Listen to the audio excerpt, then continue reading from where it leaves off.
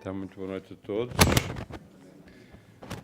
A minha saudação a todos os companheiros presentes, encarnados e desencarnados, como é habitual. Vou tentar refletir convosco, partilhar convosco um trabalho sobre o protoplasma, que é um tema bastante difícil, bastante complicado, até pela sua idade, tem 5 bilhões de anos, e que demonstra o aparecimento dos primeiros espíritos na Terra, como é que eles apareceram. Então vou tentar, de uma forma científica, mostrar-vos como a nossa doutrina consegue explicar a origem e a natureza dos espíritos. E começamos por Kardec, o nosso codificador. Na pesquisa da origem da vida, a biologia oferece-nos vasto campo de estudo através de várias hipóteses. Estudaremos aqui aquela ensinada pelos espíritos superiores, que é quase o consenso geral da ciência oficial. Procurando fixar ideias seguras acerca do corpo espiritual, será preciso irmos lá atrás, remontarmos ao passado, aos primórdios da vida na Terra, quando mal cessavam as convulsões telúricas, pelas quais os ministros angélicos da sabedoria divina, com a supervisão do Cristo de Deus, lançaram os fundamentos da vida no corpo ciclópico do planeta.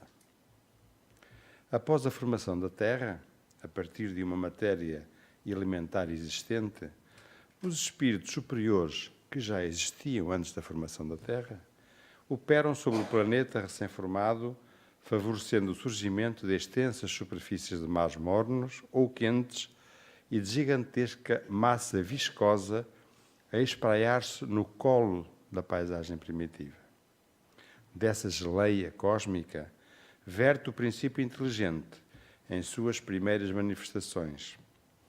Esse princípio inteligente, as mónadas celestes, no transcurso dos milénios, são trabalhados e magnetizados pela espiritualidade superior, são até se manifestarem em rede filamentosa da protoplasma, de que se lhes derivaria a existência organizada no globo constituído então. Aparecem os vírus e com eles surge o campo primacial da existência, formado por núcleo, proteínas e globulinas, oferecendo um clima adequado aos princípios inteligentes ou mónadas fundamentais que se destacam da substância viva, originando-se assim as formas primitivas de micro-organismos que evoluíram sucessivamente através de milénios e milénios, primeiro para os minerais, depois para os vegetais inferiores e superiores, depois para os animais menos diferenciados, como as esponjas e os crustáceos, e depois para a evolução nos peixes, nos anfíbios, nos répteis, nas aves e nos mamíferos, até chegar ao período quaternário do desenvolvimento da Terra, com o aparecimento do homem. E esse aparecimento do homem evoluiu de tal forma até à conquista da razão. A partir daí, já não se fala mais em elemento espiritual, mas numa individualidade organizada, destinada à perfeição chamada espírito. E aqui começa a nascer o espírito. Ao lado da evolução de forma, emparelhou-se a evolução moral. O aprimoramento do corpo físico gerou o acrisolamento dos sentidos e, aumentando a percepção exterior, a orientação direta exercida pelos espíritos superiores foi diminuindo gradualmente, deixando o homem progredir pela aquisição do livre arbítrio. Antes de tecer alguns comentários a respeito da natureza dos espíritos, é importante estabelecer a diferença entre o princípio vital e o princípio espiritual. O vital há na matéria orgânica, é inapreensível e ainda não pode ser definido. Ativo no ser vivo, esse princípio se acha extinto no ser morto. Os seres orgânicos assimilam esse princípio vital para realizarem todas as funções vitais. Os seres inertes, como por exemplo os minerais, não assimilam esse princípio e as estruturas químicas, como hidrogênio, oxigênio, carbono, nitrogênio, combinariam entre si, formando os diversos tipos de corpos inorgânicos amplamente distribuídos na natureza. O princípio vital modifica a constituição molecular de um corpo, dando-lhe propriedades especiais. A atividade desse princípio vital é alimentada durante a vida pela ação do funcionamento dos órgãos. Os nossos próprios órgãos vão produzir esse princípio, vamos alimentar esse princípio vital. Quando morremos, o princípio vital também morre, também se extingue. A partir da extinção do princípio vital, a matéria é decomposta em seus elementos constitucionais, de novo oxigênio, carbono e nitrogênio, os quais poderão se agregar para formar outros corpos, outra matéria. É a desintegração do corpo. Depois temos o princípio espiritual, que tem uma existência própria, é individualizado, constitui os chamados espíritos. São, portanto, individualidades inteligentes, incorpóreas, que povoam o universo criados por Deus, independente da matéria. Prescindindo do mundo corporal, agem sobre ele e, corporificando-se através da carne, recebem estímulos, transmitindo impressões em intercâmbio expressivo e contínuo. Começamos com Kardec, no Livro dos Espíritos, onde ele nos diz que a natureza dos espíritos é algo do qual pouco ou nada sabemos. A pergunta 82, sobre a imaterialidade do espírito, diz-nos: imaterial não é bem o termo, incorpóreo seria mais exato, pois deveis compreender que, sendo criação, o espírito há de ser alguma coisa, matéria quintessenciada, mas sem analogia para vós outros, é tão etérea que escapa inteiramente ao alcance dos vossos sentidos. E continua Kardec: dizemos que os espíritos são imateriais, porque pela sua essência diferem de tudo o que conhecemos sob o nome de matéria. Um povo de cegos precisaria de termos para exprimir a luz e os seus efeitos, porque não sabia o que era ver. Nós outros somos verdadeiros cegos em relação à essência dos seres sobre-humanos, nomeadamente dos espíritos. O protoplasma, diz-nos Gabriel Delano, é o agente de todas as reconstituições orgânicas, isto é, de todos os fenómenos íntimos de nutrição. Contrai-se sobre a ação dos excitantes e preside assim aos fenómenos da vida e da relação. Continuamos com Emmanuel. Os espíritos que nos define o protoplasma, os espíritos que cooperam com o Cristo, nos primórdios da organização do planeta, encontraram no protoplasma o ponto de início para a sua atividade realizadora, tomando como base essencial de todas as células vivas do organismo terrestre. A uma célula retiramos o núcleo e o citoplasma e o que sobra é o protoplasma. É o princípio de tudo. Séculos se passam. Nesse protoplasma formam-se as nucleoproteínas. No protoplasma oceânico ensaia-se a vida, a biogénese datada em 3,5 bilhões de anos, e o homem surge em muitos pontos do globo, em épocas várias, o que também constitui uma das causas da diversidade das raças. Não apareceram com raças diferentes. O ser humano apareceu todo uma só raça, chamada a raça adâmica, inicialmente. E depois, com as migrações das várias pessoas para vários lados, então é que houve um entrecruzamento de raças, dando origem a diferentes raças. Dispersando-se os homens por climas diversos e aliando-se os de uma aos de outras raças, novos tipos se formaram. Essas diferenças não constituem espécies distintas, todos são da mesma família. Portanto, o branco não é mais do que o negro, ou menos do que o amarelo, ou menos do que o mulato, ou menos do que o índio, ou mais do que isto, ou mais do que aquilo.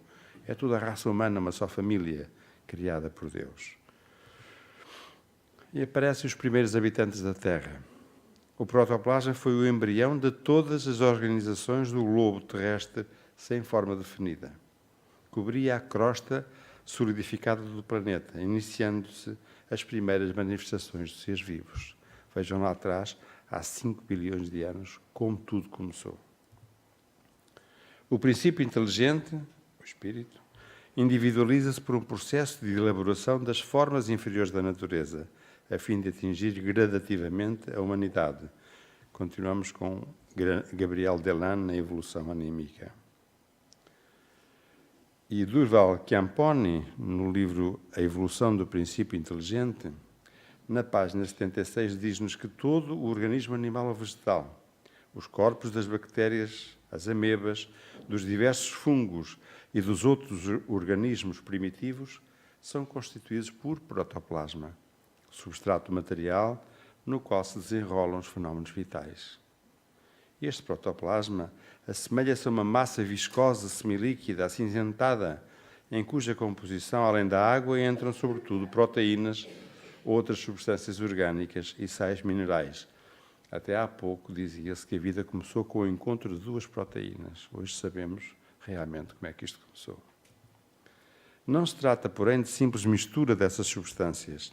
No livro The Origin of the Life, A Origem da Vida, de Oparin, o protoplasma possui uma organização muito complexa, que se expressa, em primeiro lugar, por uma estrutura e uma constituição determinadas, uma certa disposição espacial entre as partículas de substâncias que o compõem e, em segundo lugar, por uma certa ordem de regularidade dos processos físicos que nela se passam. É complicadíssima a estrutura bioquímica deste protoplasma.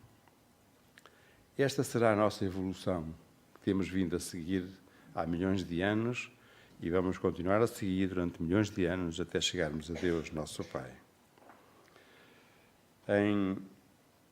Entre os Dois Mundos, de Manuel Filomeno de Miranda, Divaldo Franco psicografou: atendendo a este impositivo energético, o protoplasma do óvulo começa a vibrar violentamente.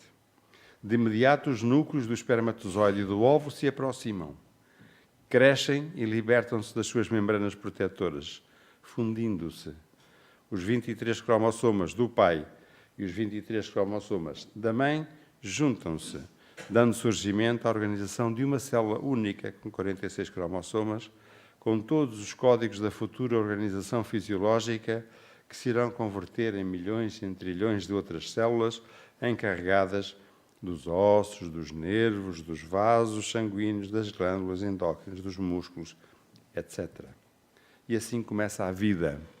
A percepção do desconhecido é a mais fascinante das experiências, diz-nos Albert Einstein. O homem que não tem os olhos abertos para o misterioso passará pela vida sem ver nada. Continua a concordar com Kardec, que diz que nós somos uns cegos. Antigamente o ser humano pensava que ele era o centro do universo. Pensava que o sol existia para aquecê-lo, as estrelas para iluminar a noite, os frutos para alimentá-lo, a terra para sustentar seus pés.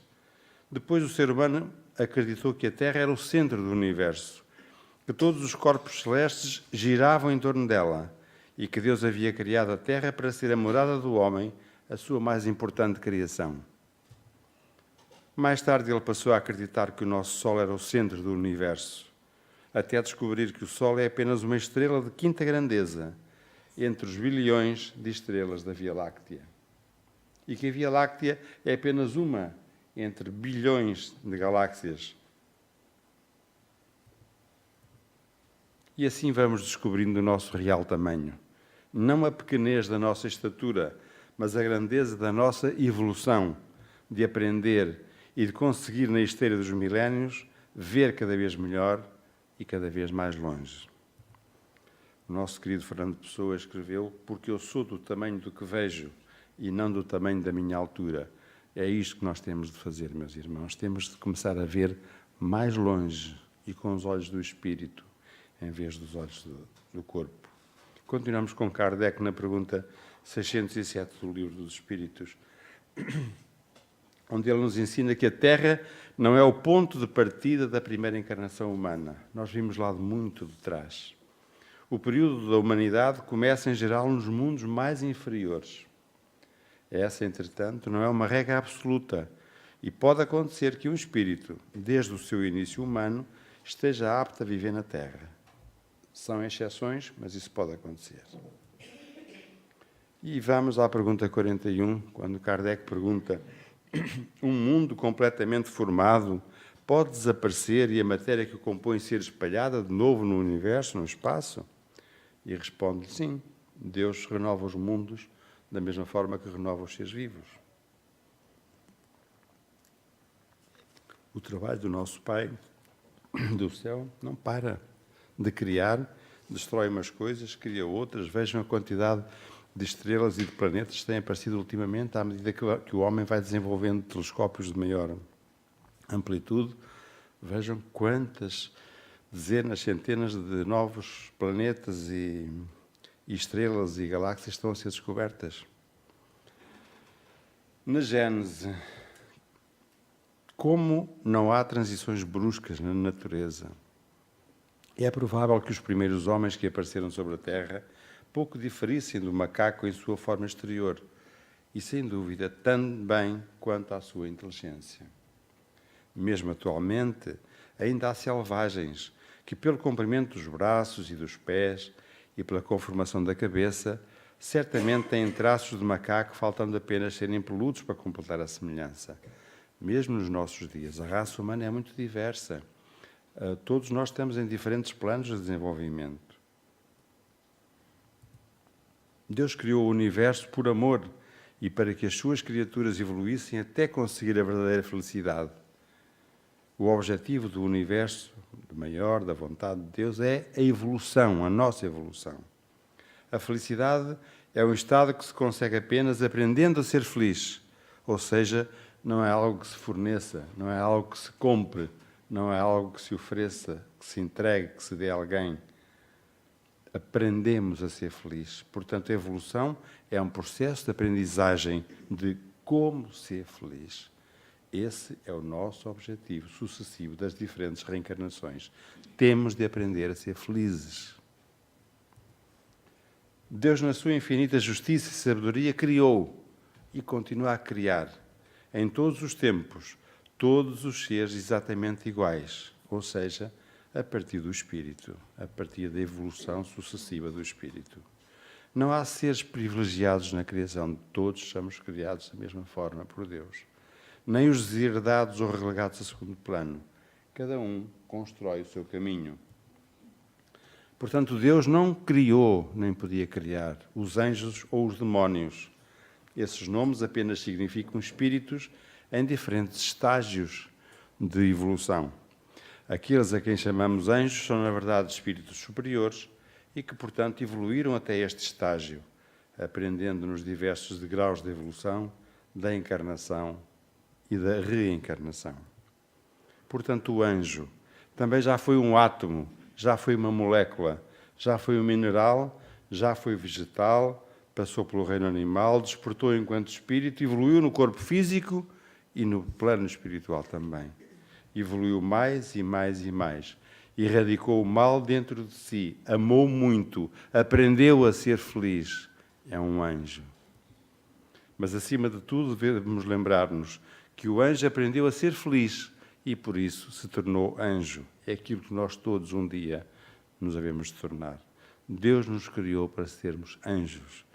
Para isso, devemos aprender a sermos felizes. Temos dentro de nós o dom de ser capaz de ser feliz. O homem do futuro será confiante em Deus, inteligência suprema do universo e a causa primária de todas as coisas. A educação espírita nos dá a confiança de que não há o que temer, desde que procuremos seguir os princípios e a filosofia da doutrina espírita. Sem prepotência ou austeridade excessiva, sem pretensão de ser dono da verdade, como quem passa e serve, o espírita deve exemplificar o seu empenho em ser melhor, a sua fidelidade aos princípios éticos e da cidadania, a sua sede de aprender e amar, compartilhando a sua evolução. Aqui é que a porca torce o rabo. Isto é que é difícil. É pormos em prática aquilo que aprendemos. E vem a pergunta 780 do Livro dos Espíritos. É importante lembrar que não existe separação entre o progresso intelectual e o progresso moral, pois o progresso intelectual conduz ao progresso moral, dando a compreensão do bem e do mal, pois então o homem pode escolher. O homem de bem, evoluído pela educação, construirá o reino de Deus na terra, ou seja, viverá dentro dos princípios do amor e da justiça, considerando para todos direitos e deveres iguais. Para isso, o homem do futuro deverá evoluir moralmente e aplicar-se na prática do bem. Esta é a melhor pedagogia, é a implantação da educação do espírito. É a pedagogia do aprender a ter a capacidade de ser feliz. Desta forma, estamos entendendo a evolução. Como espíritos eternos que somos, também estaremos em processo de evolução, jamais retroagindo em nossos conhecimentos adquiridos e com a certeza bem mais próximos de Deus, ou seja, sentindo o bem de perto. De novo, Einstein diz-nos que há duas formas para viver a sua vida. Uma é acreditar que não existe milagre, a outra é acreditar que todas as coisas são um milagre. Eu partilho da segunda. 2 slides para vos falar da ectoplasmia para terminar. É uma camada mais externa. Este termo foi criado por Charles Richet, na fotografia do lado esquerdo. É chamada a camada mais externa do protoplasma celular, sendo este, por sua vez, uma substância coloidal, viscosa e espessa, rica em elementos vitais, existente no interior da célula, excluindo o núcleo. Formado a partir do protoplasma celular, o ectoplasma possui densidade e características específicas que o situa entre a matéria densa e a matéria perispiritual. Inclusivamente tem cheiro. Trata-se de uma substância saturada do magnetismo humano, utilizada pelos espíritos na produção de fenómenos mediúnicos específicos ou de ectoplasmia, categorizados pela codificação como de efeitos físicos e de ocorrência incomum, produzindo curas magnético-espirituais, materializações, transportes de espíritos ou de objetos, fotografias de espíritos, levitação, etc. São manifestações mediúnicas raras nos dias atuais, já foi moda, nos tempos em que havia ainda menos conhecimento, agora, 150 anos depois, já tudo se faz de outra forma e a nossa evolução permite-nos, já não necessitamos de ver esses fenómenos, exceto as curas espirituais que assistimos todos os dias, que é baseada à custa do ectoplasma do médium de cura. Este será o nosso futuro, e com isto termino, a escala evolutiva espiritual que passamos desde o macaco por aí adiante até às estrelas, até à companhia de Deus. Se o Darwin visse isto, e termino agradecendo a vossa atenção.